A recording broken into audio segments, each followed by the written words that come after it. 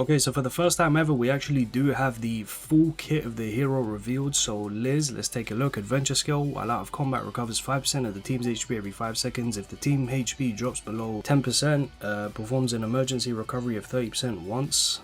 Cooldown of 240 seconds, so what is that, 4 minutes? Sure, I mean that's fine. This is the book spec. The passive decreases allies' damage taken from enemies afflicted with splashing around by 15%. I mean that's fine, it's not very, great, but it is what it is. When the hero attacks an enemy with their special attack, their weakness damage increases by 10% for 20 seconds. When they say weakness, I think they mean like element weakness, right?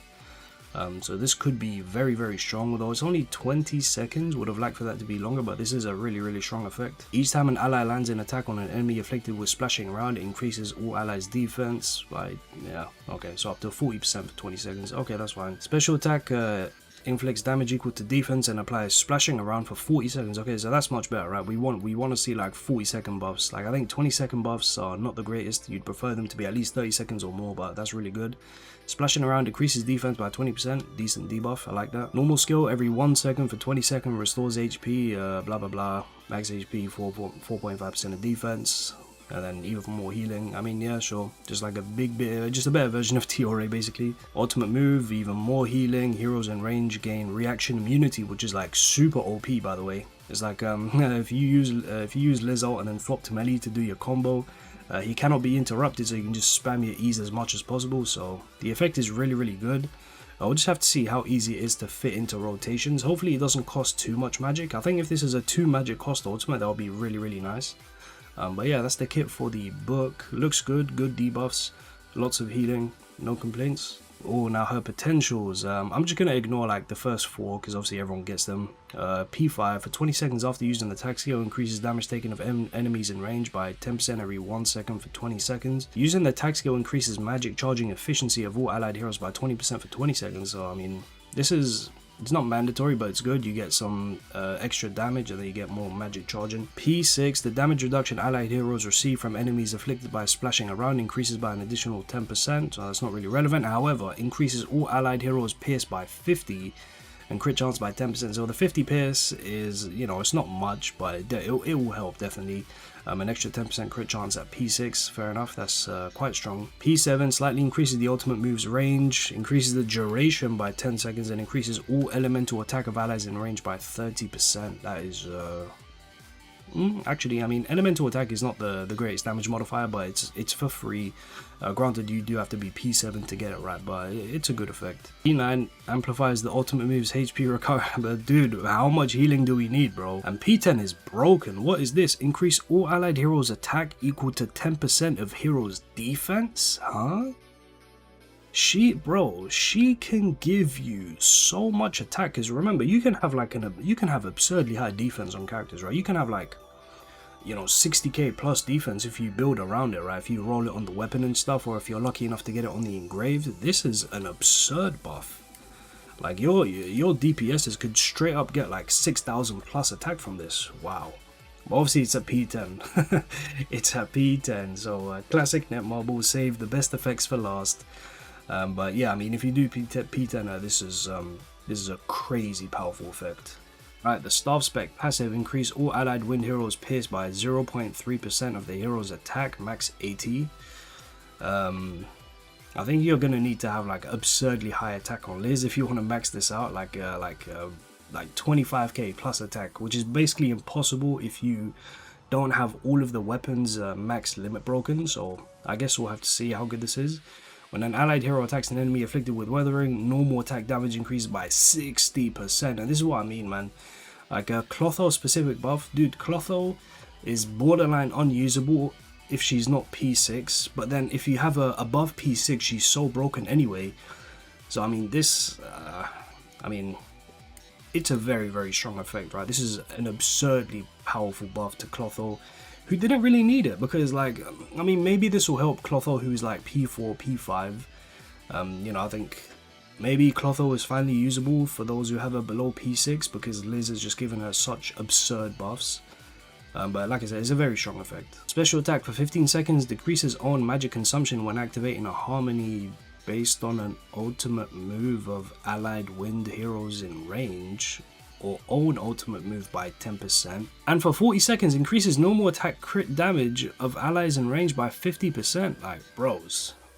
She is just glorping Clotho, bro. Like, just glorping her straight up. This is a crazy buff. 40 seconds as well? Damn. Normal skill increases wind attack of allied heroes by 30% and the hero's attack for 40 seconds, max 3000.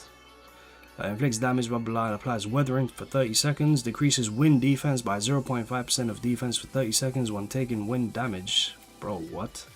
I mean, this effect is strong. Obviously, the amount of times it stacks doesn't really matter because Clotho attacks so many times, so...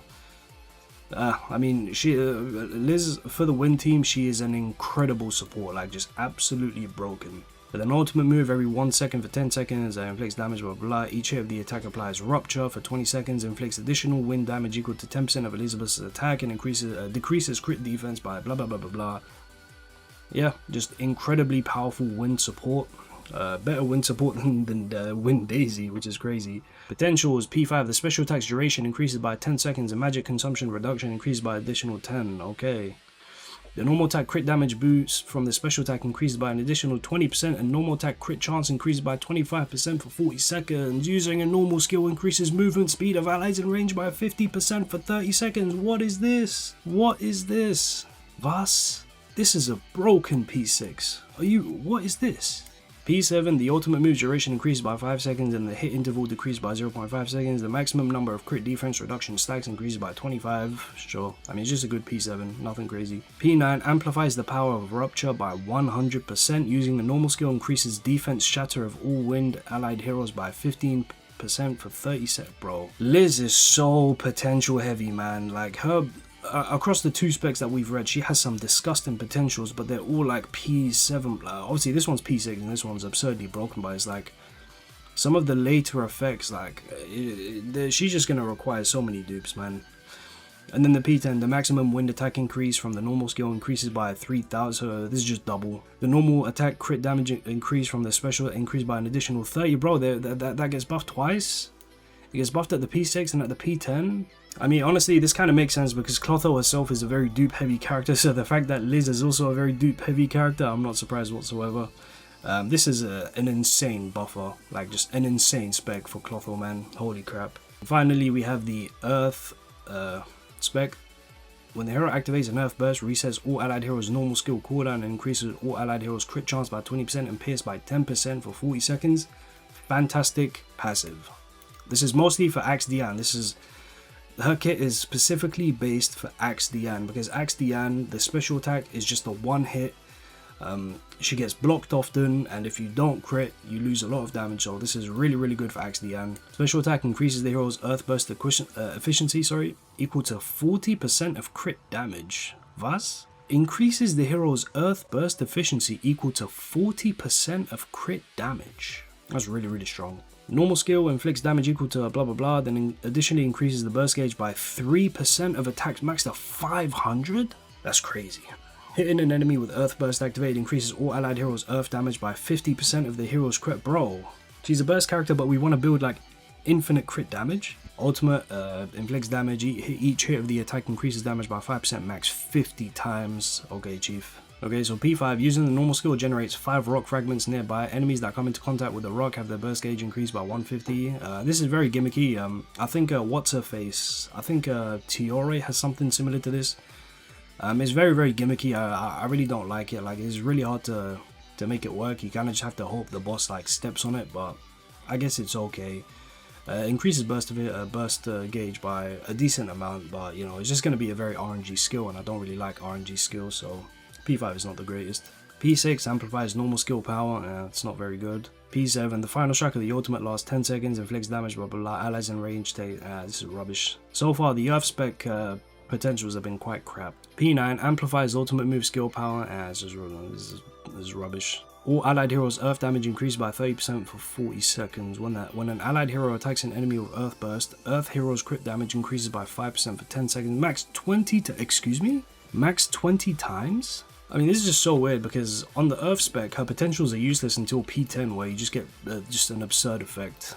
I mean, guys, Elizabeth is very dupe reliant, man. very duper reliant. All the specs are good for what they want to do, but damn bro, the effects you're missing out on if you only have a P4 across all specs is crazy. But yeah, I don't know, man. You're gonna have to invest so much in her to get the best out of her. It's unfortunate, really. Okay, here we go. ESCANOR buffs. ESCANOR buffs. Reduce the charge time of the special attack when using ESCANOR's axe. That's good. Reduce the time it takes for the sun created by ESCANOR's greatsword weapon ultimate move to explode. Yeah, I mean, it does take a little bit of time to explode.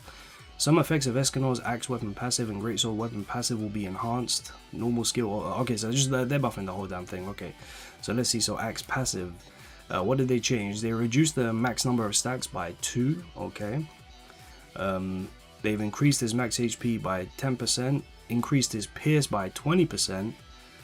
Honestly, that's good. Yeah, that's really good. Obviously, we'll have to see in game just how much 20% is, but this should probably just...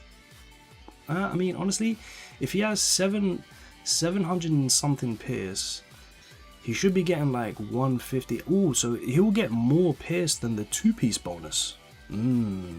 That's good. That is good. The ultimate move. What did they do to the ultimate move? Consumes all magic, increasing damage by 100 to 500. From 50 to 3. Damn. That is crazy.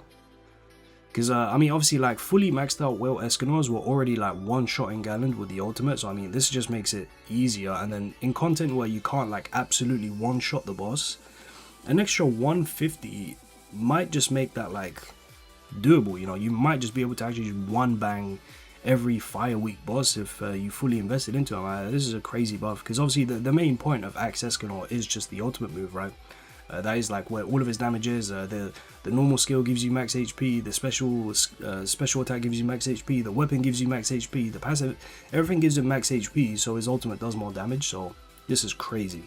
And then Greatsword ESCANOR, 30% more damage on his damage over time. Okay, it's a decent buff. They've increased the burn trigger interval from 10 to 15. Okay, that's... Honestly, Greatsword ESCANOR didn't really get that much buffs, to be honest. The big issue with Greatsword ESCANOR is that his damage over time is fire damage, whereas he's a holy character, so unless there's a boss that's weak to holy and fire, in holy content, the bosses just don't take as much damage from your damage over time, because obviously, if it does fire damage and the bosses aren't weak to fire, then it's just going to do less damage, right? And then the ultimate move, damage increases by 3%. Honestly, I think this could be a really big buff, because generally when you're using the ultimate move, you already have like 100 stacks of the defense reduction, right?